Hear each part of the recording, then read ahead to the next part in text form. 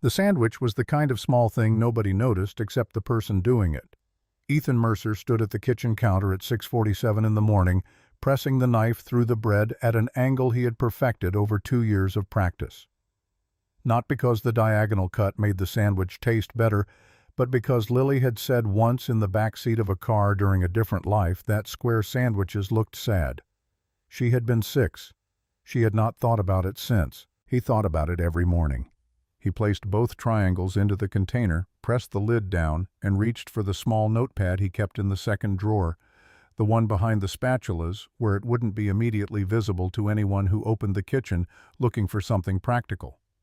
The notepad had 43 pages left. He had been using it for 14 months. He wrote 4 words, tore the sheet along the perforation, folded it once and tucked it beneath the left triangle where Lily would find it when she got to school. He didn't reread what he wrote. He never did. The words were for her, not for him.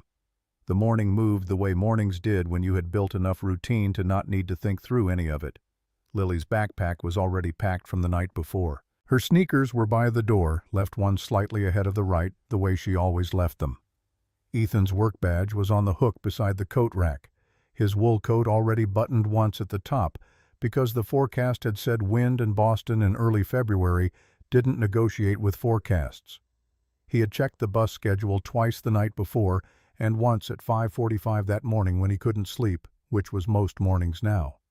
Route 39 was running on time. Lily came out of her room at 7:02 in the way that 8-year-olds moved when they weren't trying to be quiet and weren't trying to be loud, just occupying space the way children did before the world taught them to monitor themselves. Her hair was halfway brushed. She had done the bottom half and left the top, which created a specific kind of chaos he had grown fond of in the same way he had grown fond of other imperfect things in his life, not despite the imperfection, but because the imperfection was evidence that something was alive. He handed her the Hudex comb without being asked. She took it without looking up from the table where she was already pulling the lunchbox toward her, lifting the lid to check. Triangles. She said it the way someone might confirm a flight number. Correct. Expected. Acceptable. Triangles, he said back. She found the folded paper and pocketed it without reading it at the table. She never read them at the table. He didn't know when she read them. He had never asked. She was pulling her coat on when she stopped, one arm in the sleeve head tilted in the way that meant something had surfaced from wherever 8-year-olds stored their thoughts between school and sleep. Her voice was genuinely curious, not testing, not performing the kind of question that came from a real place. Daddy, if someone's sad but they don't tell anyone, can the other person still tell? Ethan looked at her. He looked at her the way a man looks at something that has just asked him a question he has been carrying for 3 years without finding language for it. I think sometimes, he said, and his voice came out more careful than he intended. Lily considered this with the serious expression she reserved for things that mattered, then nodded once like she was filing his answer for later and walked out the door ahead of him. He stood there for 2 seconds after she left, coat half on, keys in his hand, and he did not think about why she had asked. He did not let himself think about it. He put his other arm into the coat and followed her out. The bus was on time. He sat in the 3rd row from the back because the heating vent was there, and he had learned after 4 years of this commute that the 3rd row from the back was the warmest. He was not a man who sought comfort particularly, but he was practical in the small ways that people became practical when they had stopped expecting large things. He watched the city through the window as it woke up the bodega on Com Ave, pulling its metal gate up the man who walked his 2 dogs every morning at the same time, going the same direction. A couple in their 70s, shuffling toward the park in matching coats. Her head tilted toward his shoulder. Both of them asleep on their feet, still gravitating toward each other even without consciousness directing them. He looked down at his phone. The lock screen was a photograph taken on a Saturday in October 3 years and 4 months ago at a place that no longer existed in the same way. 3 people. One of them was Lily. Smaller mid-laugh eyes squeezed shut. One of them was him looking not at the camera, but at the third person who was looking directly at the lens with the particular expression of someone who had been trying to get the other 2 to stand still for 40 seconds and had finally given up and taken the photo anyway. Her name had been Sarah. The photograph was not the best one he had of her. It was the one that was on his phone when she died, so it was the one that stayed. He had not changed it. This was not because he was sentimental in the way people sometimes assumed widowers were sentimental, clutching relics unable to move. It was something more specific and harder to explain. Changing the photograph felt like making a statement he wasn't ready to make. It felt like writing a sentence that ended something. He was not ready to write that sentence. He didn't know when he would be. He put the phone back in his pocket. The Vantage Capitol building rose 32 floors above the corner of Congress and Franklin, all glass and engineered steel. The kind of architecture that required a maintenance crew of 9 people and conveyed that the company inside did not think about what things cost because the company inside did not have to think about what things cost. Ethan had worked on the 15th floor for 4 years. He had been to the 32nd floor twice, once for a mandatory all-hands presentation and once when he had gotten off on the wrong floor during a fire drill and had been corrected by a woman at the reception desk who looked at him the way people looked at someone who had wandered into the wrong tax bracket. He badged in at 8:43, said good morning to Marcus at the security desk. Marcus, who always had a thermos of coffee and a paperback mystery, and who had been doing this job for 11 years, and knew every employee by their gait before he could see their face, and took the elevator to 15. His desk was the second from the window in the analytics pod, a cluster of 6 workstations arranged around a shared monitor hub that nobody used because they had all learned to simply share files. His desk had 3 things on it that were personal: a photograph of Lily taped to the edge of the monitor, a coffee mug with a crack along the handle that still held liquid and which he had not replaced for reasons that were not entirely rational, and a small rubber band ball that he had been adding to since 2021 and which now sat in the corner of his desk like a planet that had been slowly accumulating mass. He sat down, opened his laptop, and began working on the quarterly variance report that his supervisor, Sandra Pruitt, had flagged as a priority by the end of the week. The work was the kind of work that required full attention when it was new and a comfortable autopilot, once you understood the patterns, and Ethan had been doing it long enough that he could occupy one part of his brain with the spreadsheets, while another part of his brain ran its separate, quieter track of whatever it ran when he wasn't monitoring it. He did not think about the morning. He did not think about the question Lily had asked. He worked until noon, ate at his desk, worked until 5:15, and then looked up and realized that the variance report needed 2 more data points he wasn't going to get until the Chicago team sent their end-of-day numbers, which they reliably sent late, and that if he wanted to finish the draft tonight, he would need to wait. He could wait at home. He could also wait here. He waited here. The office emptied around him, the way offices emptied on weekday evenings gradually, and then all at once, the early leavers gone by 5:30, the regular contingent cleared out by 6:15, the ambitious ones drifting away by 7, with the guilty look of people who were leaving before they felt they should. By 7:45, Ethan was one of 3 people left on the 15th floor, and by 8:30 he was alone. The Chicago numbers came in at 9:07. He finished the draft at 10:52. He sent it to Sandra with a note that it would need 1 more pass in the morning when he was fresher, shut down his laptop, and reached for his coat. The elevator announced floor 15 with a soft chime, and the lobby appeared on the indicator as he descended, and then the doors opened, and Marcus looked up from his desk with the expression of a man who had seen all varieties of people leaving this building at all hours and had long ago stopped being surprised by any of them. Harper. Marcus used last names the way some people used first names, not as a formality, but as an intimacy, the kind of shorthand that developed between people who passed each other in the same space enough times that they had stopped needing to be polite. "Still here," Ethan said, which was not an explanation, but which Marcus accepted as one. "Storm's picking up." Marcus nodded toward the glass front doors. "Bus tracker showing delays on most lines." Ethan pulled his phone and checked. Route 39 had a red exclamation mark beside it and a message about weather-related service suspensions. He checked it twice the way people checked things twice when they didn't like what they were reading. When did that go up? 40 minutes ago. Ethan stood for a moment doing the math. His apartment was in Alston. On foot in good weather 40 minutes. Tonight, in what was now visibly a serious storm, the snow pressing sideways against the lobby glass, the wind audible even through the double-paned doors, it would be closer to 70. Lily was at his mother's apartment in Brookline, safe, already asleep at this hour, her stuffed rabbit tucked under her arm in the exact configuration she had required it since she was 4. She did not know her father was stranded. He would be fine. He had walked worse. He put his phone away, pulled his collar up, pushed through the lobby doors, and went out into the storm. The wind hit him like a verdict. He walked 1 block, then 2, head down against the snow that came not in flakes but in needles, horizontal and vicious. The street was empty in the way that cities only went empty when weather turned serious. Not the empty of late night, which had its own sounds and shadows, but the empty of genuine danger, the city pulling back from itself. His fingers went numb at the 2nd block. By the 3rd block his ears were burning. He was 4 blocks from the office when he stopped.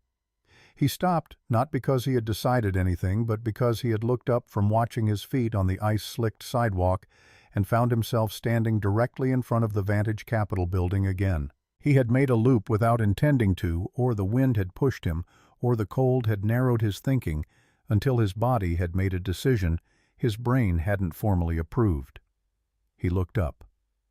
32nd floor. Corner office. The lights were on. He knew whose office that was. Everyone in the building knew whose office that was. Nora Ashford did not work on the 32nd floor, she occupied it. There was a difference, and it was a difference that filtered down through the 31 floors beneath it in the form of performance reviews and quarterly projections and the particular way that certain conversations stopped when certain names were mentioned. He had been in the same room as her 4 times. She had never looked directly at him. He had assumed in the unexamined way that people made assumptions about those above them in a hierarchy, that this was because he was not worth looking at from that particular altitude. He stood on the sidewalk in the storm, looking up at that single lit window, the way you might look at a lighthouse from the water. Not because it was warm, but because it was the only fixed point in a landscape that had become unreliable. He went inside. Marcus looked up from his desk with the slow blink of a man whose assumptions about the evening had just been revised. "Thought you left." "Forgot something." It was not a convincing lie.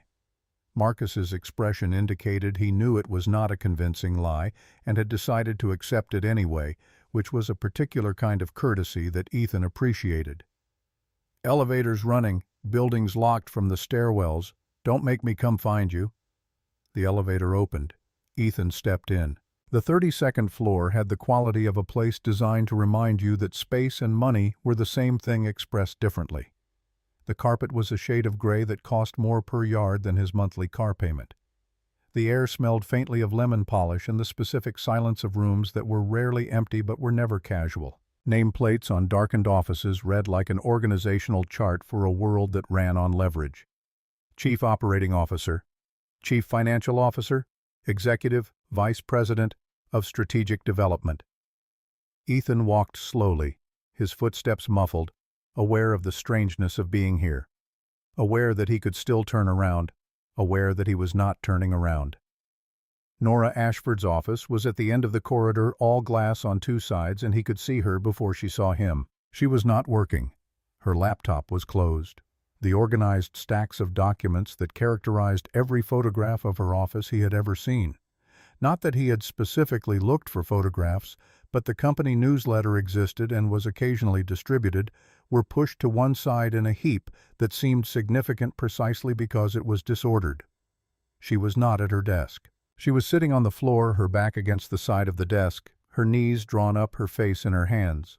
Her hair, which he had only ever seen precisely arranged, had come loose on one side and fell against her cheek in dark waves.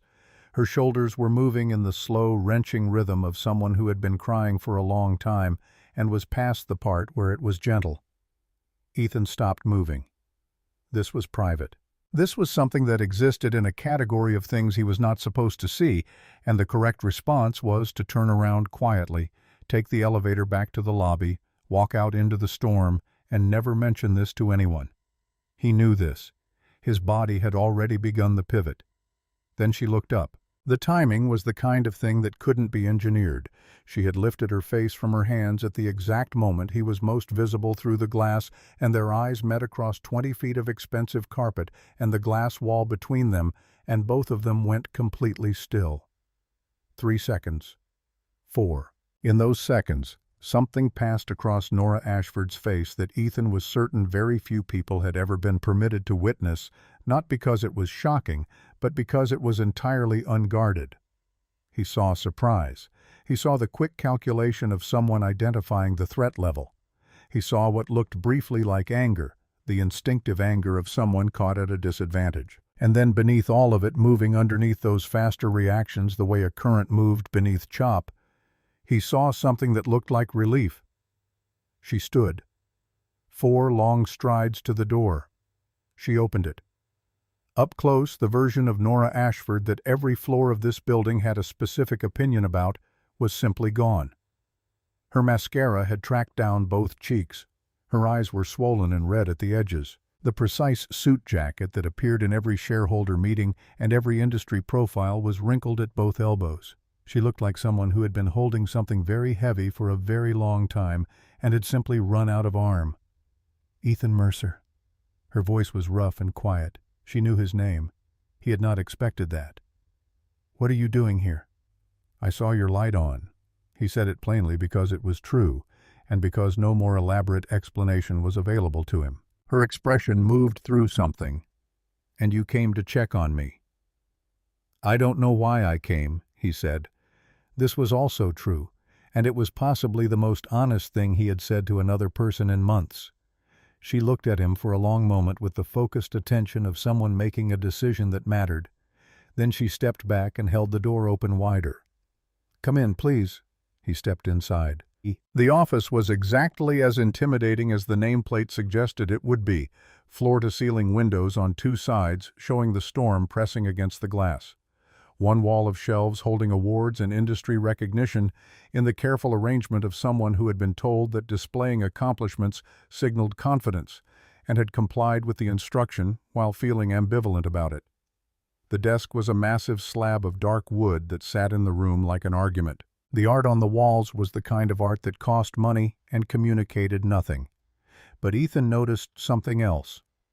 On the corner of the desk, slightly apart from the organized disorder of the pushed-aside documents, sat one small ordinary object, the kind of thing that didn't belong in a room designed at this price point. A mug, plain white with a chip on the rim. The kind of mug that existed in the world at exactly $0, and that someone had clearly given her rather than chosen for the aesthetic. The kind of thing you only kept because of who gave it to you. She closed the door and leaned against it, arms crossing over her chest. Not composing herself, she had abandoned that project, just steadying. "You're going to ask what's wrong," she said. "I wasn't planning to." That surprised her. He could see it. "Why not?" "You'll tell me if you want to, or you won't. Either way, it's not my business." She exhaled something that might have been a laugh if it hadn't sounded so fractured at the edges. "You're not what I expected." "What did you expect?" "Someone who'd run." She pushed off the door and crossed back toward the desk, and for a moment he thought she was going to sit down and restore the professional distance, and he would be dismissed. Instead, she turned and looked at him with an expression that arrived in his chest like a fist, not painful but specific, the kind of recognition that was more unsettling than attraction because it was harder to dismiss. "I need to ask you something," she said, "and I need you to say yes." Every instinct he had that was still operating correctly flagged this sentence. "What kind of something?" Her arms were still crossed, a position that on her read simultaneously as defensive and commanding, which seemed about right. "There's a wedding tonight, my cousin Stephanie's, at the Langham. It starts at 7, which means I need to leave in approximately—" She glanced at her watch. 3 hours. "It's not a wedding I can miss. It's also not a wedding I can attend alone. Bring someone." "I don't have someone." The words came out with a flatness that suggested she had rehearsed them before they existed, as words had been carrying them as a fact for long enough that they had worn smooth. "My ex-fiancé will be there. Beckett Hale. He's the groom's closest friend. My mother will be there. And if I walk into that room alone, I will spend the entire evening confirming everything they already believe about me, that I'm incapable of connection, that I've sacrificed my personal life entirely for this company, that whatever Beckett said about me when he left was correct." She paused. The pause had weight. "I need someone to come with me. Someone who can hold the role convincingly. Someone who won't gossip about it afterward and won't leverage it for professional advantage." Another pause, shorter. "Someone who, for reasons I can explain if you need me to, I trust to handle a room like that without falling apart or selling something." Ethan looked at her steadily. "You want me to pretend to be your boyfriend?" "Yes." "You're serious?" "Completely." "Why me, specifically?" Nora Ashford met his eyes, and the frankness in her expression was startling in the way that direct honesty was always startling when you weren't expecting it. "Because a month ago at the all-hands meeting I presented third-quarter numbers that I knew were being read more favorably than the underlying data supported. I have a room of 200 people in that meeting, and every single one of them nodded along, either because they agreed or because they understood that agreeing was the professionally correct posture." A beat. "You raised your hand and asked about the variance in the Chicago regional projections. Calmly, precisely, in front of everyone. You didn't look at your supervisor first to see if it was allowed, you just asked because the question was real." She held his gaze. "You're the only person in this building who has looked directly at me in the last 18 months without calculating what the look might cost them." The silence after this was a different kind of silence than the one before. Ethan thought about Lily asleep at his mother's apartment in Brookline. He thought about the mortgage payment due in 11 days. He thought about Sandra Pruitt and the variance report and the 14 floors between his desk and this room and the professional distance that was supposed to exist between them. He thought about the way Nora Ashford's face had looked through the glass before she knew he was watching. Not frightening, not tragic, but simply exhausted in the specific way of someone who had been performing for so long that the body had started billing for it. He knew that look. He'd had a version of it for 3 years. He saw it every morning in the bathroom mirror before he assembled the version of himself that he took out into the world. "One condition," he said. Her chin lifted slightly. "You're negotiating. After tonight you tell me the truth about what's actually happening, not a company statement. The real thing." She went very still. For a moment he genuinely couldn't read her. The expression was too many things simultaneously, some of which were not words yet. Then she nodded once, clean and final. "Deal." "Then yes," Ethan said. "I'll go." The tension in her shoulders shifted, not down, not fully, but enough that her posture changed by about 3 degrees in the direction of human. "Thank you." She moved toward a door on the far wall that he hadn't noticed. "The ceremony starts at 7. We need to leave by 6. There's a spare suit in here, it should fit." She opened the door onto a small room, a leather couch, a private bathroom, a closet. "Get some rest. I'll wake you at 5:15. "Where will you be?" "Working." She said it without drama. "I haven't been able to sleep in weeks. It's easier to work than to lie in the dark thinking about everything that's about to happen." She moved back toward her desk. 5:15 Mercer. Don't be late." The door closed between them. Ethan stood in the small room for a moment, looking at the couch that was more expensive than any piece of furniture he owned, listening to the faint sound of Nora beginning to type on the other side of the door, and understood with absolute clarity that he had just agreed to something that had no guardrails and no clear exit and very few characteristics of a good idea. He lay down on the couch, which was in fact more comfortable than his own bed. He did not sleep. At 5:12 in the morning the door opened without a knock. Ethan was already sitting up, the kind of wakefulness that wasn't sleep so much as a long negotiation with consciousness that never fully resolved.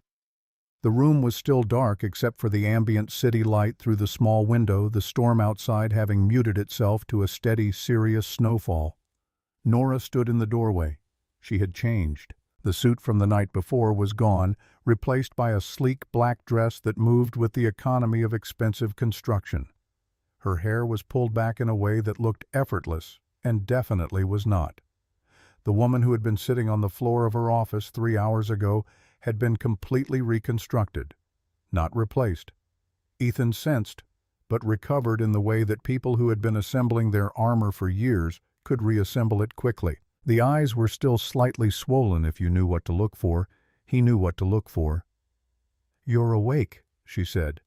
"Hard to sleep when your brain is running a full audit of every decision that led to this moment." The corner of her mouth moved. It was not quite a smile, but it was adjacent to one. "The suit is in the closet. Shower if you need to. We leave in 45 minutes. She turned to go. "Nora." He said her name and she stopped, which he had not entirely expected. "Are you okay?" The question landed in the room with a plainness that seemed to catch her off guard. People asked that question 100 times a day and meant it approximately never. He meant it, and she seemed to understand that because the composed expression she had assembled shifted just at the edges into something that didn't have a professional name. "Ask me again after tonight," she said and left. The suit was charcoal gray, precisely cut with a white shirt and a dark tie that had been selected by someone with an eye for what worked together. It fit him as if it had been made for his measurements, which it had not been, but which suggested that whoever had chosen it had looked at him more carefully than he had realized. He showered in the marble bathroom, shaved with the razor he found in the cabinet, and stood in front of the mirror in the finished result, and looked at someone he half recognized himself, but the version of himself that existed in the narrow interval between who he was on a Tuesday morning at his desk and who he might have been if his life had taken different shapes at different junctures. He walked out at 5:40. Nora was waiting at the elevator in a long coat, a small clutch in her hand, her posture with the particular quality of someone who had been standing at attention for so long that relaxed posture no longer felt natural. She looked him over once briefly, and something moved behind her eyes that she didn't entirely suppress. "You clean up well. You sound surprised." "I'm rarely wrong about people." She pressed the elevator button. "But I may have been working with incomplete information about you." In the elevator, she laid out the architecture of the fiction they were about to perform. 3 months together. Met at the office when both of them were working late. She had walked past his floor and seen him still there, and something about that had started a conversation. They'd kept it private because of the obvious complications, because office relationships at this disparity of rank attracted a specific kind of comment that neither of them needed, and because they'd wanted to know it was real before making it visible. He was a widower. His daughter's name was Lily. He was careful about who he introduced into Lily's life, which was why Nora hadn't met her yet. "The truth is easier to maintain than a construction," Nora said, delivering this with the efficiency of someone who had thought through the decision tree. "Use real details wherever possible. The more specific, the better. People don't fact-check specificity, it reads as authenticity." Ethan listened and observed the thing happening beneath the words. The way she organized complexity into systems, the way her brain moved through variables, the way his moved through data sets, the way she was most controlled when she was most frightened. He had seen this before. He had not seen it in a boardroom. He had seen it in his own reflection for 3 years. "What should I know about your family?" he asked. She was quiet for 2 seconds, which told him something. "My mother, Eleanor Ashford. She married my father at 22. Spent 3 decades as the architecture of his success, managing the social infrastructure, making sure everything presented correctly. When he died, she expected me to step into both roles, run the company, and perform the life she had modeled." A pause. "I chose the company." "And she hasn't forgiven you. She thinks I'm broken. That I've optimized so hard for professional survival that I've eliminated the capacity for anything else." Another pause, shorter. "She might be right." "You don't believe that." "I believe it less than I did a year ago." She didn't explain what had changed in the last year. "Beckett Hale, you'll know him when you see him. He's the kind of man who's been told his whole life that he's the most important person in every room, and he has the social fluency to make most rooms agree with him. We were engaged for 8 months. He proposed at a charity event in front of 300 people. I said yes because the logic was sound compatible, families compatible worlds, the appearance of a life that worked. But Beckett didn't want a partner. He wanted a more impressive version of the life he already had, and when I wouldn't reduce myself to fit that version, he left, and then spent the next year making sure everyone knew it had been his choice. The elevator of the building opened into the lobby. Marcus was still at his desk. "What do you love?" Ethan asked as they moved toward the door. Nora looked at him. The question had arrived from a direction she wasn't tracking. "What? If someone asks what you love about me, you need an answer that sounds like you've thought about it. What do I do that you notice?" The silence that followed lasted long enough to walk 6 steps. Then, "You make lunch for your daughter every morning." "The triangles." She said it simply as if this was information she had had for some time. "I saw it once when you were walking to the elevator at 7:15 with the lunchbox. I noticed because it's the kind of thing you only do if you're paying very close attention to someone." A beat. "That's what I would say." Ethan held the lobby door open for her. The cold hit them both, and Nora's breath clouded in the dark air, and the black Mercedes at the curb was already running, the driver stepping out with the practiced motion of someone who had been waiting. They slid into the heated back seat. The doors closed. The city outside went quiet behind the tinted glass. The storm turning the streetlights into soft halos, the empty streets holding the accumulated silence of a night that had asked more of both of them than either had expected to give. The driver pulled away from the curb. Nora sat with her hands folded in her lap, her posture composed, her breathing controlled. Ethan watched the city through the glass, the shuttered storefronts, the empty intersections, the snow piling on every horizontal surface with the patient industry of weather that had no opinion about the lives it interrupted. Then her phone vibrated. She looked at it. The change in her face lasted less than a second, a flash of something that moved across her expression like a weather system passing through fast and gone. She put the phone back in her bag without responding. Her posture did not change. Her breathing did not change. But in the quality of her stillness, something had shifted. Ethan saw it. She knew he saw it. Neither of them said anything. The Mercedes moved through the emptied, storm-buried streets of Boston toward the Langham, and outside the window the snow fell with the steady indifference of things that had been in motion long before either of them arrived and would continue long after. Ethan looked at the woman sitting beside him, composed, armed already somewhere inside running calculations about the night ahead, and understood with a precision that surprised him that whatever was in that text message was not separate from the thing that had put her on the floor of her office at 3 in the morning. They were the same thing expressed in different forms. He did not ask. The car turned onto a street he didn't know, and the lights of the Langham appeared through the snow ahead of them, blazing and golden and surrounded by the kind of crowd that made Ethan understand, with the particular clarity that came from standing at the edge of a world you hadn't been born into, that the next several hours were going to cost both of them something they hadn't yet named. "Last chance," Nora said quietly. He looked at her. Really looked past the composed surface, past the architecture of composure she had rebuilt in the space of a few hours into the thing underneath, that was still asking the question she had not been able to stop asking since before he found her on that floor. "I'm not going anywhere," he said. The driver opened the door. The warm air of the heated entrance awning reached them before they had fully stepped out, valets moving through the snow with the practiced efficiency of people who had been trained to make difficult things look frictionless. Nora took his arm.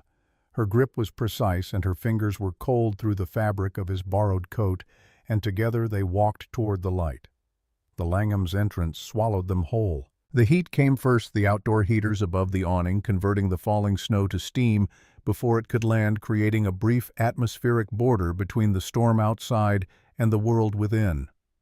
A doorman in white gloves held the brass door with the practiced neutrality of someone paid to treat every arrival as expected. The lobby was pale marble and warm gold light, the chandeliers casting illuminations specifically engineered to make people look like the best version of whatever they were spending. Ethan was aware of it working on him in real time as he moved across the floor beside Nora, the borrowed suit doing a better job than he had any right to expect. Nora walked the way she occupied the 32nd floor, as though the space had arranged itself around her arrival rather than the other way around. Her chin was level. Her stride was measured without being slow. The woman who had been sitting on the floor of her office 4 hours ago had been completely reconstructed, not replaced. Ethan understood, but recovered the way people who had been assembling the same armor for years could reassemble it quickly in the dark. The eyes were still slightly swollen if you knew what to look for. He knew what to look for. The ballroom doors were open at the far end of the lobby corridor, warm light and string quartet music moving through them in alternating pulses. They had not made it to those doors when Eleanor Ashford found them. She was standing near the corridor entrance in a champagne-colored gown, selected to signal money without announcing it, which was the more expensive kind of signal. Her posture was the posture of a woman who had spent 40 years in rooms like this one and had never once needed to adjust to the room adjusted to her.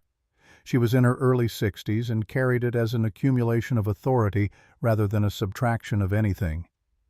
Her eyes moved to Ethan before Nora had finished saying her name. "Mother." Nora's voice was even. "You look beautiful." "You're late." Eleanor delivered this not as criticism, but as simple fact, which was worse.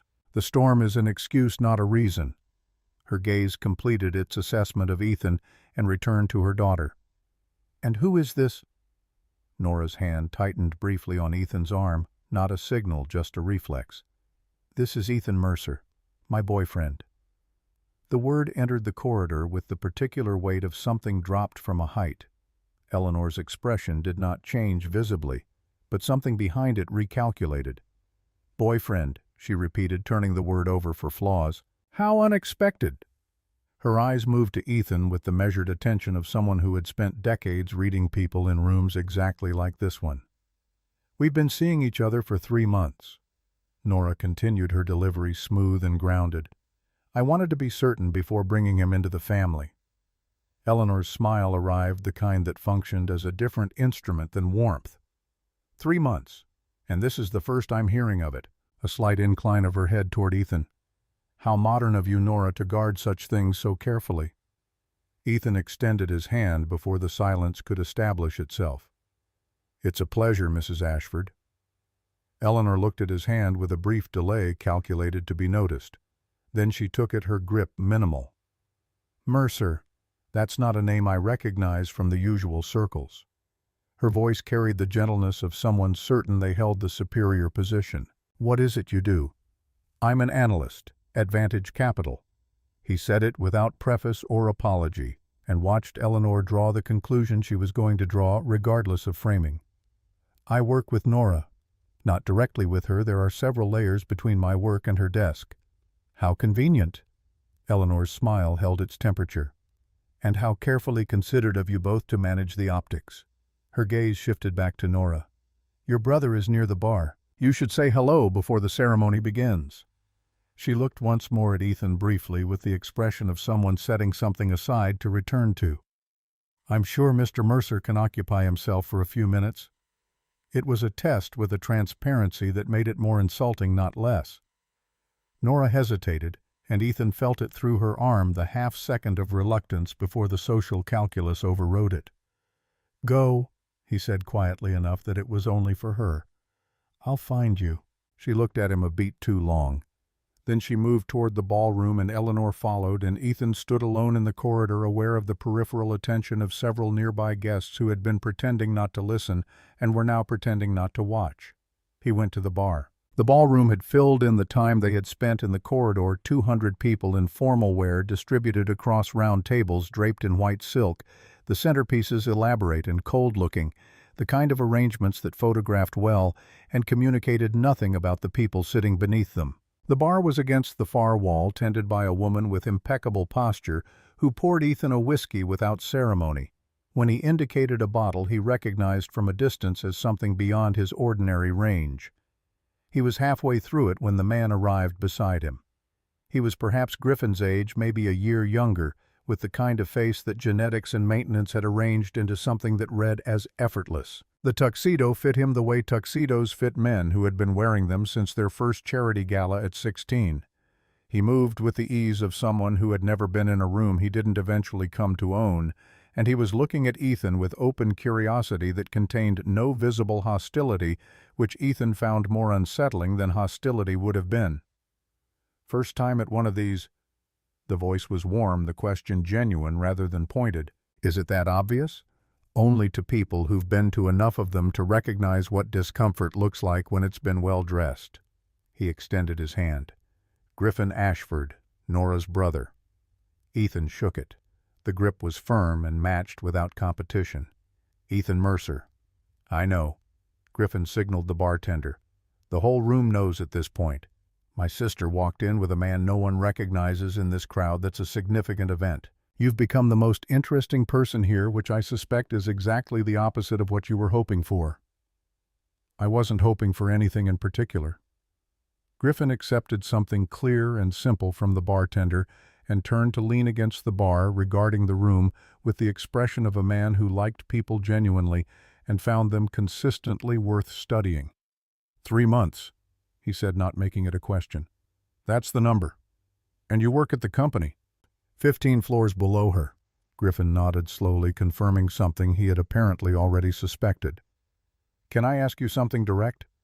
You can tell me it's not my business. Go ahead. Griffin looked at him with eyes lighter than Nora's and warmer in their default setting and asked the question without preamble. Is she happy? Not what do you want from her? Not what are your intentions? Just the raw thing a brother asked when he had run out of patience for more sophisticated inquiry. Ethan thought about the office floor, about the way her hands had been unsteady in the car, about the flat resignation in her voice when she had said, I always do, not confidence, not pride, but the sound of someone who had been surviving long enough to mistake it for living. I don't think she knows, he said. I think she hasn't asked herself that question in long enough that the answer isn't accessible to her anymore. Griffin was quiet in the way of someone letting something settle. Then, that's the most honest thing anyone has said to me about my sister in 5 years. He turned the glass in his hand. She used to be present. Not easy, never easy, but actually in the room thinking about what she was looking at. When she became CEO, she stopped being in rooms. She started managing them instead.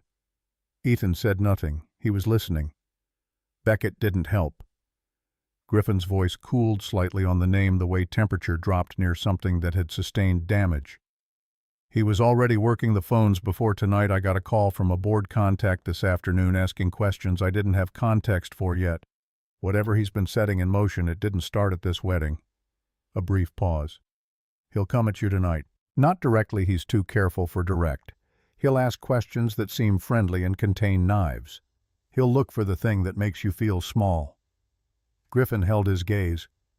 Don't let him find it.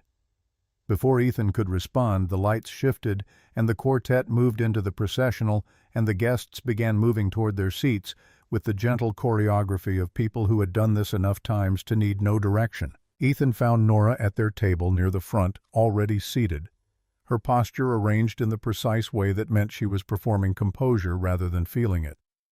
When he sat beside her, her hand moved under the table and found his, without looking. Not a gesture, not a signal, just a reflex, and he closed his hand around hers. She squeezed once, quick and tight, the way someone expressed gratitude when language felt too large for the moment. The ceremony began. The bride came down the aisle in a dress that required its own square footage and an expression of joy so complete it functioned as its own argument against cynicism. The groom waited at the altar with the quality of a man who understood that this moment was larger than him and had made peace with that. The officiant spoke about partnership and commitment and the ongoing decision to keep choosing someone even when choosing them was difficult, and the words moved through 200 people and landed on each of them differently. Beside him, Nora sat without moving.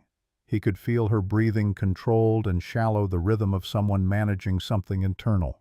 Every time the officiant said the word love, the muscle in her jaw registered it. Her hand remained in his beneath the table, and as the ceremony continued, her grip changed, not tighter but more careful, the way people held things they were uncertain they were allowed to hold. Halfway through the vows, Ethan leaned 2 inches toward her. You okay? Barely above breath. Fine. Too quick and too flat. You're a terrible liar. A silence. Then quiet enough that he almost missed it. I'm an excellent liar. You're just paying attention. The ceremony ended with applause and the traditional kiss and the collective exhale of 200 people releasing whatever they had been holding during the vows. Nora's hand slipped from his as she stood smoothing the front of her dress with movements fractionally too controlled. "I need air." Low for him only. "The reception hasn't started." 10 minutes. She was already moving toward the terrace doors, navigating through the crowd, with the practiced efficiency of someone who had been extracting herself from rooms for years. He followed because leaving her alone felt wrong, and because Griffin's warning about Beckett was still present in his thinking.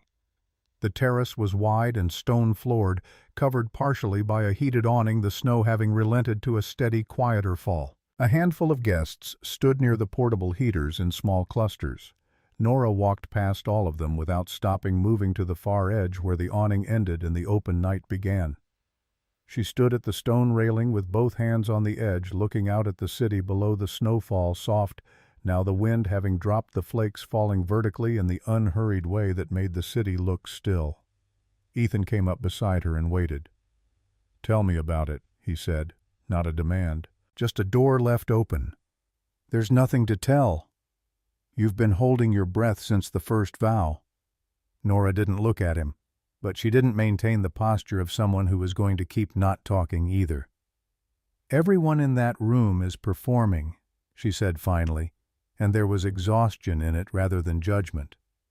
"The bride and groom performing happiness, my mother performing concern, the guests performing investment in a union they'll have forgotten the details of by next month." A pause. "I find it exhausting, and I find it comforting in equal measure, and I can't reconcile those two things." "Because you're not sure which one you're doing." She turned to look at him. In the dim light at the edge of the awning, with the city spreading out behind her and the snow collecting in her hair, she looked younger than she did in any room she controlled, and the expression on her face was one he recognized from the inside, the look of someone who had just heard something accurate about themselves that they hadn't yet said aloud. Then a voice came from behind them. "Nora Ashford, alone on a terrace at a family wedding." A brief pause calibrated for effect. Some things never change. Beckett Hale was exactly what Griffin's warning had sketched, and also exactly what the shape of his story suggested: tall, well-built, dark hair, arranged to look unconsidered, a face with the symmetry of someone who had always been told it was an asset. He wore his tuxedo as an extension rather than a costume. His smile was warm in the way smiles were warm when warmth was a tactic. His eyes, arriving at Ethan, were calculating in ways his smile did not advertise. What Ethan also noticed and filed: Beckett looked tired in a way that expensive grooming could not entirely conceal.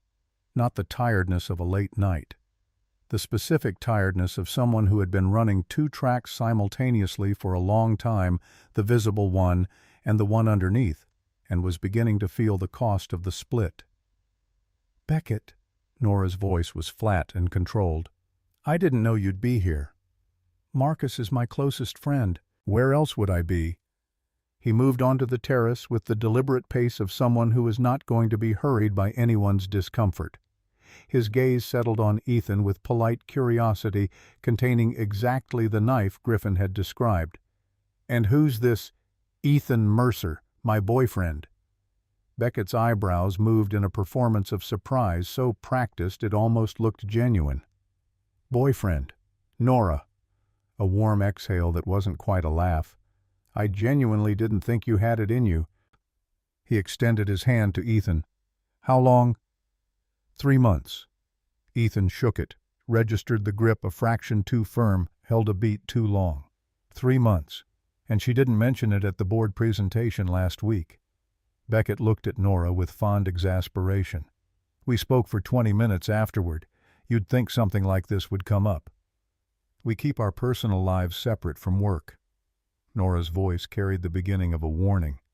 "Of course you do. The agreement landed wrong as it was designed to. That's very you, everything compartmentalized, nothing bleeding into anything else. Orderly." His attention shifted to Ethan with the quality of someone being generous about a project he expected to fail. "Has she told you about her system color-coded calendars? Romance as a line item between client calls and quarterly reviews." Ethan held his voice at the same level it had been. "It looks like any relationship. We spend time together. We talk. We work through the inconvenient parts." "You talk?" Beckett repeated it as if it required translation. "About what, her feelings? Because in 8 months of engagement, I'm not certain Nora and I had a single conversation that wasn't fundamentally about optics or logistics. That says more about the conversations you were having than it says about her."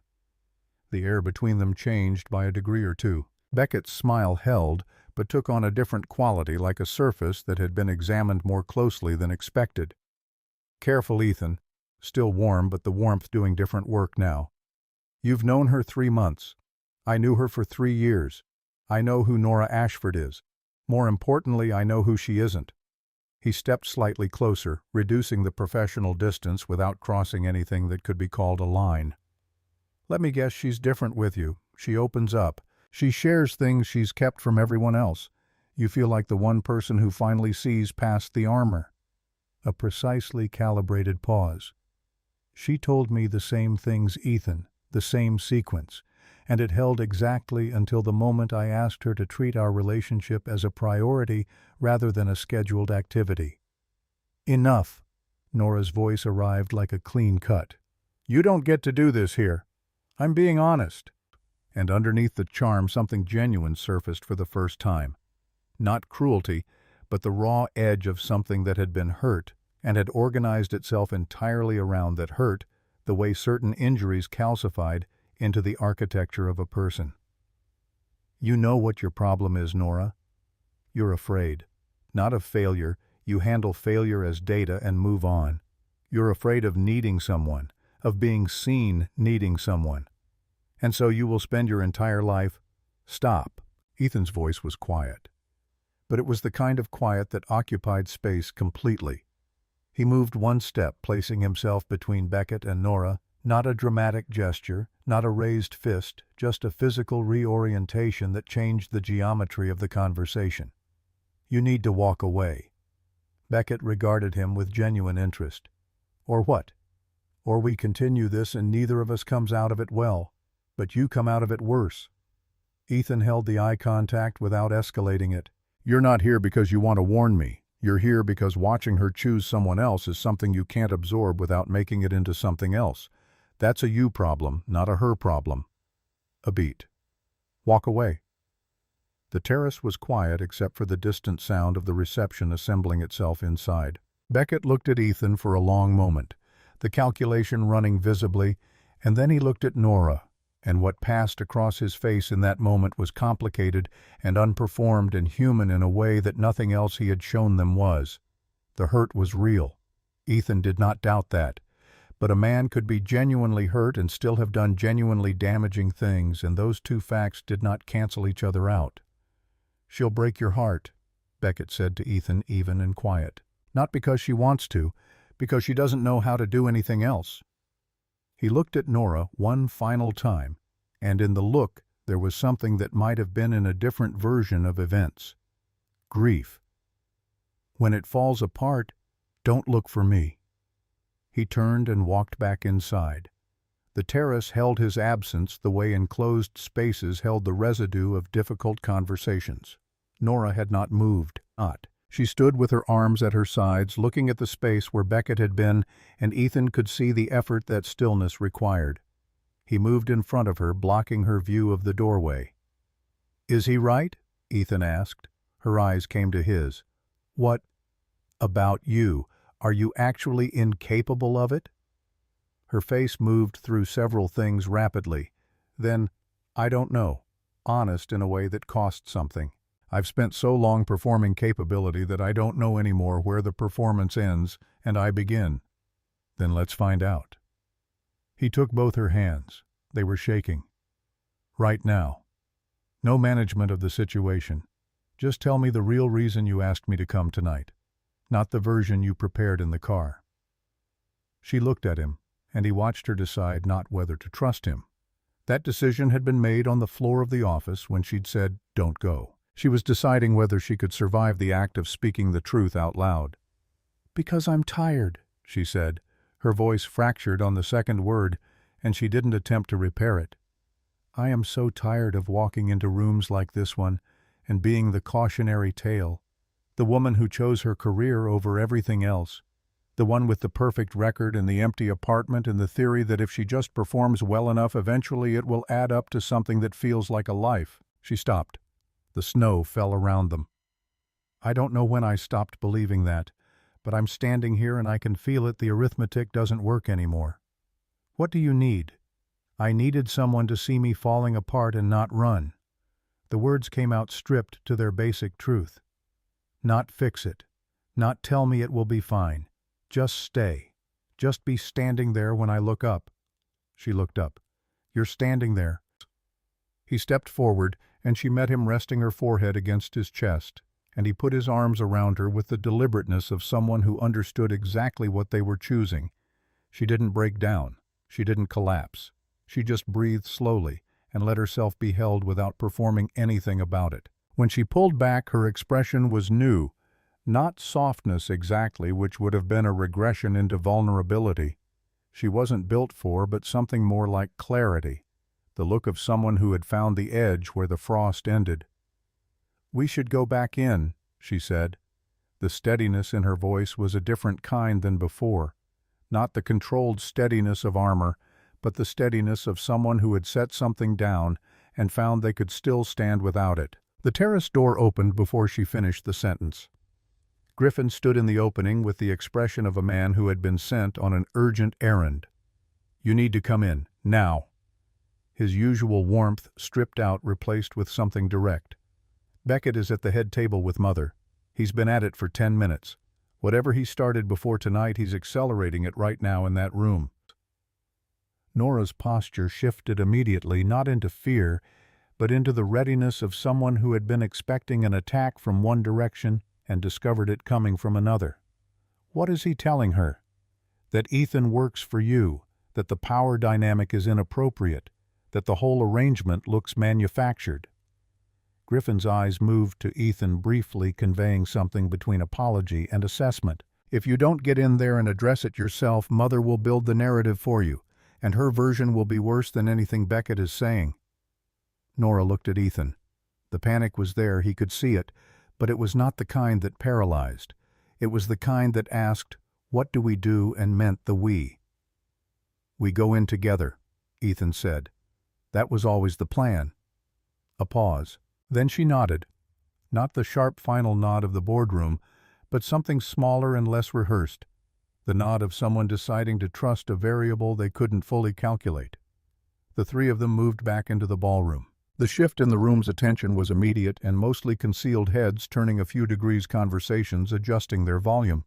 The specific hyper-awareness of a crowd that had been watching a developing situation and was now watching its next development arrive. Eleanor was at the head table with the composed attention of someone receiving a briefing. Beckett stood 2 feet away, his voice low and smooth, his posture that of a man being helpful. When he saw Nora and Ethan crossing the room, his expression recalibrated in real time, not retreating, just shifting registers. Eleanor turned as they approached. "Nora," her voice carried effortlessly across the distance between them. "Beckett was just sharing some thoughts about your relationship with Mr. Mercer. I understand there may be questions around the appropriateness of the arrangement." "There are no questions." Nora's voice was level and clear and audible to every table within 12 feet. Not performing confidence, actually confident. The way people were confident when they had decided they were finished apologizing for existing. "Ethan and I have disclosed our relationship to HR. There are 4 reporting levels between his position and mine. We've followed every protocol designed for exactly this situation." Her gaze moved to Beckett briefly and without warmth. "What there are questions about why someone who has no professional or personal standing to comment on my choices is using my cousin's wedding as a venue to raise them." Eleanor's expression did not change, but its quality did the way a held position could hold, while still revealing that it was being held under increasing pressure. "I only want what's best for you," Eleanor said. The words she reached for when the others ran out. "I know," Nora's voice shifted, still clear, still carrying but losing the edge in favor of something that required more from her than the edge had. I know you believe that, and I know that everything you've done for the last 6 years has been organized around that belief. But what's best for me and what you imagined for me are not the same thing, and I am done, her voice held through the word, making myself smaller to close that gap. The room had stopped pretending to have other conversations. Griffin started clapping. Deliberate and slow, one beat at a time from 4 feet away, the kind of applause that wasn't about celebration, but about marking a moment as real. A few people near him joined in hesitantly, then with more conviction, the sound moving outward in the irregular, genuine way that sound moved when it wasn't orchestrated. Eleanor's face held. Beckett's expression moved through something he didn't entirely manage to conceal.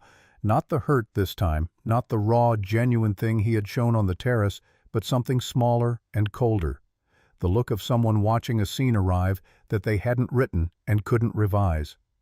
Nora turned to Ethan, and what was on her face was not triumph. It was the expression of someone who had just set down the heaviest thing they had been carrying and was feeling for the first time in a long time the actual weight of their own body without it. "I think we should go," she said only for him. He looked at her at the face beneath the ruined composure, at the woman who had been on the floor of her office 6 hours ago and was standing now in a room of 200 people having said the truest thing she had said in years. And what he felt was not pity and not admiration exactly, but something larger than both and adjacent to neither. "Yeah," he said. "Let's go." They collected their coats. Griffin caught Nora at the coat check and pulled her into a brief, fierce hug. She returned with both arms holding on for a moment that Ethan looked away from, not from discomfort, but because the moment was private in a way that deserved to be.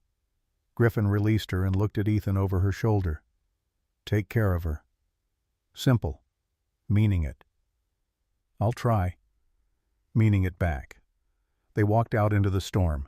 The snow was falling harder now, the city quieter under it, the streets emptied by the hour and the weather into something that felt provisional and new, the way cities felt past midnight when the performance had packed up, and what remained was just the actual place.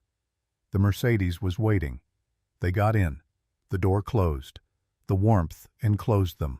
The driver pulled away, and the lights of the Langham receded in the rear window, and Ethan looked at the woman beside him, coat still on hands in her lap, the evening tracked across her face in ways that had nothing to do with makeup, and she was the most unperformed version of herself he had seen yet, which made her the most real, which meant she was the one he had no existing framework for. Her phone buzzed. She looked at it. Not the flash of expression from earlier in the evening, something different, now quieter, the look of someone receiving confirmation of something they had been bracing for since before the night began. "Nora," she looked up. "The board has scheduled a meeting, Monday morning. First thing."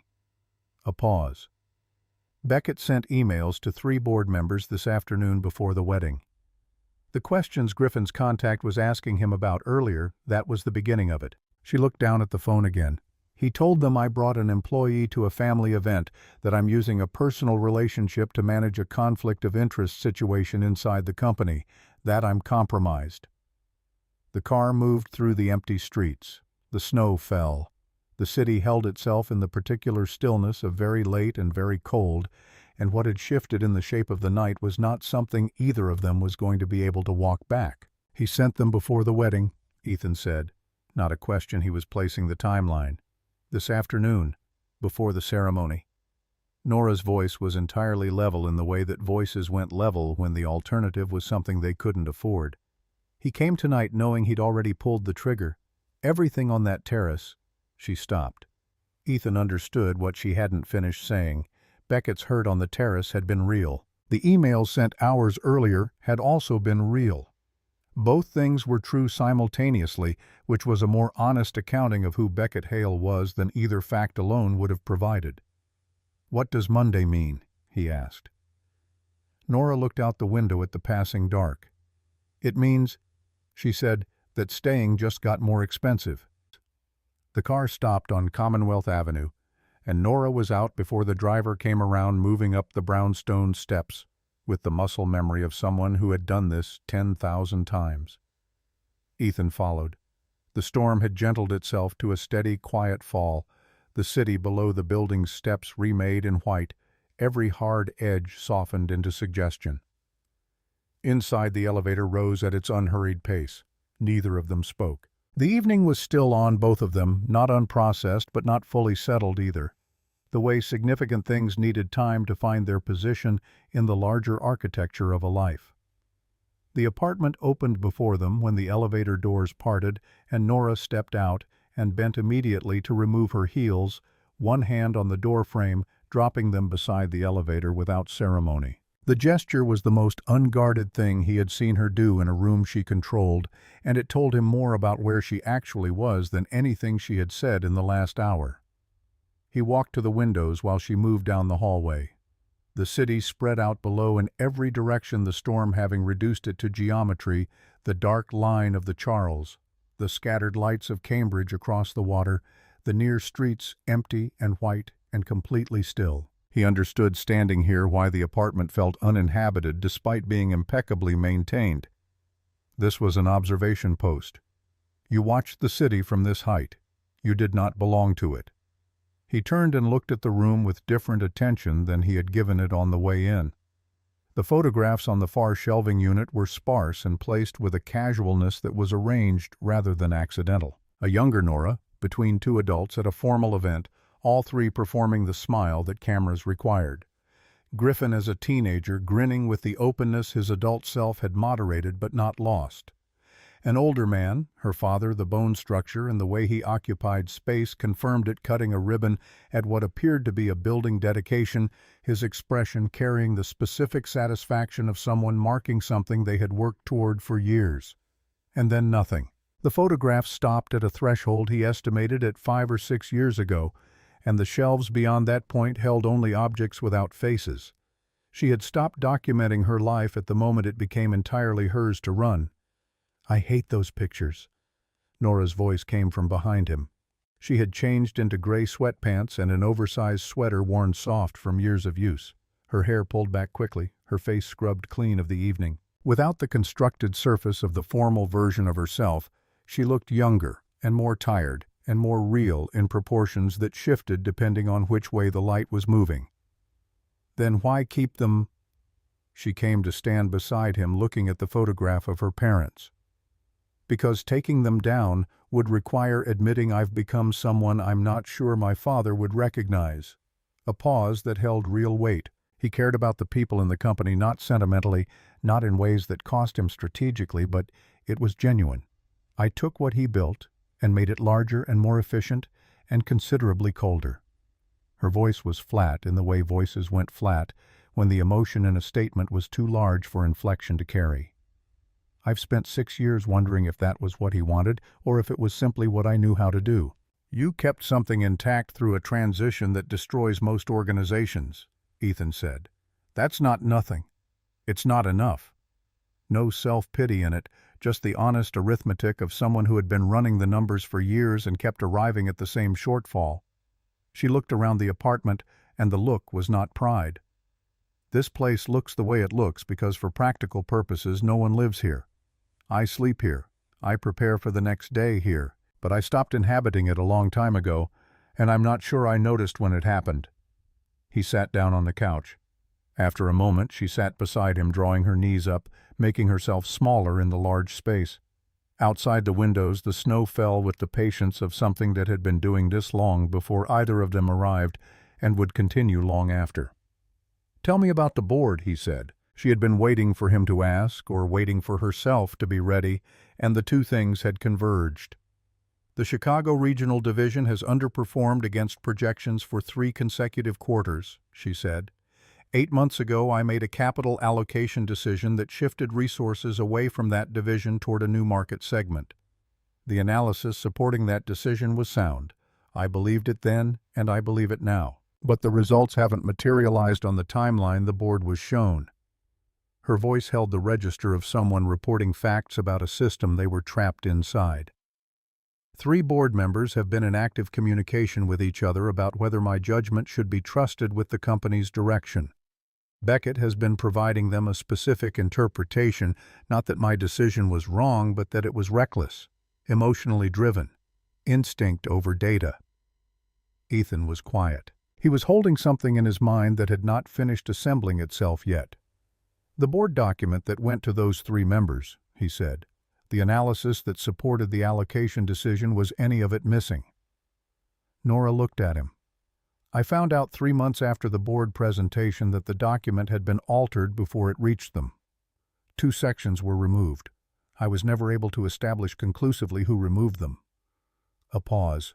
The missing sections covered forward-looking risk mitigation in the event of delayed returns and a secondary analysis showing that the Chicago underperformance predated my allocation decision by 2 quarters. Ethan held very still. I completed a regional variance analysis 8 months ago, he said. A forward-looking risk assessment for exactly that reallocation. My supervisor at the time sent it back for revisions. The revisions removed 2 sections at his direction. I never saw the final version of the document after it left my desk. The room held what he had just said. Nora looked at him with an expression that was not the CEO's assessment, and was not the vulnerability of the terrace, and was not anything performed. It was simply recognition, direct and unadorned, the expression of someone who had just seen 2 separate lines of a problem converge into a single point. The sections your supervisor removed, she said slowly. Were they the risk mitigation section and the historical underperformance analysis? Yes. The apartment was absolutely quiet. Outside, the snow fell. Beckett was still serving in an informal advisory capacity 8 months ago, Nora said. Her voice had taken on the quality of someone thinking out loud with great precision. His access to the document chain at the executive level was never formally revoked when I ended the engagement. He would have had visibility into what was moving through the communications process. A breath. He didn't just influence 3 board members informally. He had access to the document pipeline, and he used it to ensure the board was making decisions based on an incomplete picture. Document version histories exist at your level by default, Ethan said. He would have needed IT-level access to alter the audit trail itself, and that's a different category of risk than he would have taken. The history of what was in those documents before they were revised, it's still there. Nora was already thinking 3 steps ahead. He could see it in the way her attention had focused. Griffin never formally exited the advisory structure when I became CEO. His access to historical communications was never revoked. He would have the version histories from that period. She looked at Ethan directly. That's not a conflict of interest dispute. That's a governance failure with a specific and traceable cause. Which means the Monday meeting is not about our relationship, Ethan said. It's about whether the board has been managing the company on a deliberately falsified picture of one of its major decisions. She held his gaze, and in it he saw the specific quality of someone who had been fighting a battle they thought they were losing and had just discovered that the terrain was different from what their maps showed. I need to call Griffin before 9 Monday morning, she said. Before 8, Ethan said. Give yourself time to have the documents in hand before you walk into that room. She nodded once, not the closed final nod of the boardroom, but something smaller and less rehearsed, the nod of someone deciding to trust a variable they cannot fully calculate. Then she looked at him with the question she had not asked yet. What does Monday cost you specifically, not the board conversation your floor, your position? Sandra Pruitt will need formal disclosure paperwork. I'll provide it. He said it without apparent difficulty, because the difficulty was not the relevant thing. People will form opinions. Someone will suggest my work product reflects access rather than competence. I'll document it and continue doing the work. He held her gaze steadily. The consequences stopped being separable from the choice the moment you said don't go in your office doorway. I've made the same choice in different forms every hour since then. Here was the choice, not in a speech, not in a declaration. He picked up his phone from the side table where it had been charging from a cable Nora had found in a kitchen drawer an hour earlier, the battery having crawled back to 11%. He opened a message to Sandra Pruitt and typed, "Sandra, formal disclosure meeting Monday morning, first available. I'm not going anywhere." He sent it, set the phone face down on the table, and looked at Nora. She crossed the kitchen and held his face in both hands with a deliberateness that was different from anything the night had required of her. Yet not desperate, not performed, not the grip of someone holding on against a current. Just a choice made with both hands, with full knowledge of what it was choosing. "I'm going to be difficult," she said. Her voice was quiet and direct. "I'm going to work too much. I'm going to get the priorities wrong on the wrong days and understand it afterward and not know how to say so. I'm telling you now instead of waiting for you to discover it. I'm going to disappear into my own grief sometimes without warning," he said back. "I'm going to have days where everything I have goes to Lily and there's nothing left over. I'm going to overcorrect when I realize that." A pause. "I'm telling you now, too." She looked at him. "Deal," she said. The same word from the office, but carrying different weight. Now, not a transaction, not a contract with exit clauses. A choice made by someone who understood the costs in advance and was making it anyway. She kissed him, and he kissed her back, and it was quiet and deliberate, and asked nothing of either of them except presence. He left at 7:15 Sunday morning, stepping out into a city that had been reorganized overnight. The snow lay undisturbed on the side streets, the main roads already showing the first tracks of early traffic, the air carrying the particular clarity of post-storm mornings in New England, cold and clean, and full of the quality of something that had been through a significant event and emerged with its essential structures intact. His mother's house in Brookline was a two-story colonial on a street where a neighbor had already cleared half the sidewalk with a snowblower, which was the kind of thing that happened on streets where people had lived long enough to look after each other. She opened the door before he reached the porch steps, took one look at him, and moved toward the kitchen without requiring an explanation. He sat at the table he had sat at for most of the significant conversations of his life and told her the shape of the night. Not everything, but the structure of it, what had been asked and what he had chosen and what Monday was going to require. His mother listened without interrupting her expression, moving through concern and then attention and then the particular quality of hope she carried, which was not naive but was not guarded either. She reached across the table when he finished and put her hand over his. "Don't rebuild yourself around holding her up," she said. "You poured everything you had into caring for someone once before, and when it was gone there was nothing of you left to grieve with. If you're doing this, you need to be whole in it, not a structure she leans against." She held his eyes. "She needs a partner. Make sure that's what you're offering." "I think she knows the difference," he said. "I think she's been waiting a long time for someone to expect it of her." His mother squeezed his hand and released it. "Then go, and let it be what it is." Lily came downstairs 11 minutes later in her pajamas hair, in the specific chaos of a child who had slept deeply stuffed rabbit in one hand. She crossed the kitchen and climbed into his lap in the direct way she had always moved toward the things she wanted, and he held her and felt something settle back into its correct position. "You smell different," she said into his shoulder. He laughed, full and genuine, arriving from somewhere it hadn't come from in a while. "Different how?" She considered this with the same seriousness she gave to questions that genuinely puzzled her. "Like you were somewhere that mattered," she said, and wriggled down and went to find her shoes. He sent Griffin a message from the kitchen table. "Document version histories from 8 months ago, the Chicago allocation analysis. Call me when you have them. It matters." Then he added one line, "Before 8 Monday." Then he put his phone away and went to find his daughter. The board meeting happened at 9 Monday morning. Griffin had called at 7:42 with the version histories pulled and cataloged, his voice carrying the specific controlled excitement of someone who had found what they were looking for and understood what it meant. The records were intact and unambiguous. 2 substantial sections present in the document as of the afternoon before the board presentation, absent, in the version that had reached the board, the removal time-stamped to an account with Beckett's access credentials. Not interpretation, not argument. A time-stamped record of a specific action taken by a specific person on a specific afternoon. Ethan arrived at the office at 8:15. Sandra was already at her desk. "You sent me a text at 7 in the morning. she said. I did. On a Sunday. The situation didn't wait for Monday. Sandra looked at him with the expression of a woman who had managed people for 19 years and had accurate instincts about which situations were recoverable and which were not. Disclosure paperwork is already drafted, she said. I did it Saturday night when the news started moving through channels. Sit down and sign it and we'll have it filed before the board meeting starts. He sat. He signed. She witnessed it and filed it electronically in 4 minutes.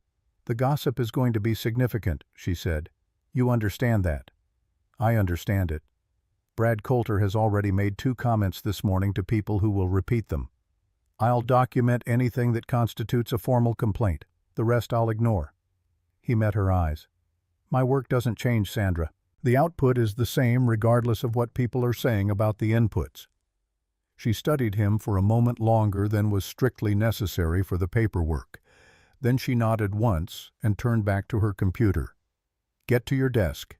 You have 3 reports that needed to be on my desk Friday and weren't. He went to his desk and opened his laptop and began working on the variance analysis that had been waiting since before the storm, and the work was the same work. It had always been. The numbers had the same weight, the patterns required the same attention, and the fact that the world around his cubicle had reorganized itself overnight did not change the mathematics of what the data was actually saying. Upstairs on the 32nd floor, the board meeting lasted 91 minutes. He did not learn what happened inside the room until Nora texted him at 11:17. Come up when you can. He took the elevator to 32 and walked the carpeted corridor past the darkened offices to hers, and she was standing at the window when he arrived, not at her desk, just standing with her arms loose at her sides, looking at the city below. She turned when he came in. Eleanor came to the meeting, she said. Her voice was even and carried something he had not heard in it before. Not relief exactly, which would have been too simple, but the quality of a weight that had been redistributed rather than removed. She wasn't invited. She owns 18% of the company, and she walked into that boardroom at 9:02 and sat down and put a folder on the table. Nora paused. Inside the folder was a printed copy of the document version history Griffin pulled, and a letter. He waited. My father wrote it to the board the month before he died, she said. He had apparently understood there would be resistance to his succession choice. The letter addressed each of the 3 members by name and explained specifically why he was choosing me, why he believed I was the right person to run what he had built. Her voice held through this steadily. Eleanor had kept it for 6 years. She said she thought I needed to prove myself without it, that relying on it would undermine what I built. A pause. She said she was wrong about that, in front of all 3 board members and the general counsel. Ethan looked at her. What happened to Beckett? He's been removed from any advisory or consulting role. The 3 board members who had been in contact with him have been asked to recuse themselves from the leadership review pending an independent governance assessment. She held his gaze. The investigation is closed. My position is not being reviewed. The room was quiet with the particular quality of quiet that followed things being resolved. And Eleanor? He asked. Something moved across Nora's face that was not easily categorized. Not forgiveness, which was a longer process than a single boardroom appearance, but the beginning of a different kind of conversation. She called me from the elevator on her way out of the building, she said. She said she'd been protecting me in the only way she knew how, which was by making me prove I didn't need protecting. She said she understood now that those were not the same thing. A breath. We're having dinner Thursday. I don't know how it goes, but we're having it. He crossed the room to where she was standing at the window. She turned to face him, and the expression on her face was the clearest version of her he had seen in any of the hours since the elevator had opened onto the 32nd floor in the middle of a storm, not unguarded in the way exhaustion made people unguarded, not exposed in the way crisis stripped people of their surfaces, but genuinely open, the way people looked when they had stopped carrying a specific weight and discovered the view from the other side of it. There's something I want to ask you, he said. When you're ready. Not today, not this week. When it feels right. She waited. Come have dinner at my apartment. Not as anything formal, not as a test of anything. Just sit on the floor with Lily and help with whatever she's building and let it be ordinary." He held her gaze. "She deserves to see what it looks like when I'm actually present in my own life. And I think you deserve to know what ordinary feels like when it isn't being managed." Nora looked at him for a long moment. "Thursday I have Eleanor," she said. "Friday I have the Chicago call. Saturday—" She stopped. A breath. "Saturday, I'm free." 3 months passed in the way that good things passed, not quickly, not slowly, but with the particular quality of time that was being used rather than endured. The governance review concluded. Beckett Hale's access was formally terminated across all systems. The 3 board members returned from their recusal and filed no further motions. The Chicago regional numbers in the 3rd month showed the first movement in the direction the original analysis had projected. On a Saturday morning in late April, Ethan's kitchen held the sounds of a household in motion. Lily at the table with cereal and something she was drawing the radio on low, the window above the sink showing a morning that had decided finally to behave like spring. The Hoodex lunchbox was on the counter. The sandwich inside was cut into triangles. Nora stood at the cutting board with a knife and a Honeycrisp apple, attempting something she had been attempting with varying degrees of success for several weeks. She held the knife at the angle Lily had explained to her with the patience of someone instructing a capable adult in a simple skill they had somehow never acquired, and she cut, and the piece that came away had a shape that was almost a curved line above 2 small notches, almost a face. She looked at it for a moment. Then she placed it in the lunchbox beside the sandwich and pressed the lid down and set it back on the counter. Lily looked up from her drawing without being prompted, glanced at the lunchbox, glanced at Nora, and returned to her drawing. "Better than last week," she said with the particular calibrated generosity of an 8-year-old who had decided someone was worth encouraging. Ethan was at the coffee maker with his back to both of them. He did not turn around. He did not say anything. He poured 2 mugs and set one on the counter beside Nora and felt in his chest in the exact location where something had been absent for 3 years and 4 months, the specific and quiet weight of a life that was being lived rather than managed. He picked up his phone from the counter. The lock screen had changed. The photograph was from 3 weeks ago. Lily, mid-laugh, eyes squeezed shut, both hands raised to show something she was proud of. In the lower left corner of the frame, slightly out of focus, a second pair of hands was visible, helping to hold the thing upright. You could not see the face attached to those hands. You could see only that they were there, steady, present, doing the small work of keeping something from falling while someone else celebrated it. He put the phone back down and picked up his coffee. Lily pushed back her chair and collected her backpack from the hook by the door, the one she had claimed the second Saturday she had spent here, wordlessly moving Ethan's spare umbrella to the floor to make room. She picked up her lunchbox, paused, and looked at Nora with the direct assessment she reserved for things that required a verdict. "The apple was better today," she said. Then she went to find her shoes. Nora looked at Ethan across the kitchen. He looked back. Neither of them said anything about what had been built in this space over the previous months, or what it had cost, or what it meant. The question that had been running underneath everything since a storm-stuck elevator opened onto the 32nd floor, whether a person who had lost everything could begin again. Whether the answer was yes, and not just in theory, but in the specific daily ordinary practice of a life sat between them in the kitchen light, without requiring an answer, because the kitchen itself was the answer, and the lunchbox was the answer, and the photograph on his phone was the answer, and the apple that was almost a face was the answer, and none of it needed to be said out loud. Lily called from the hallway, asking if anyone had seen her left shoe.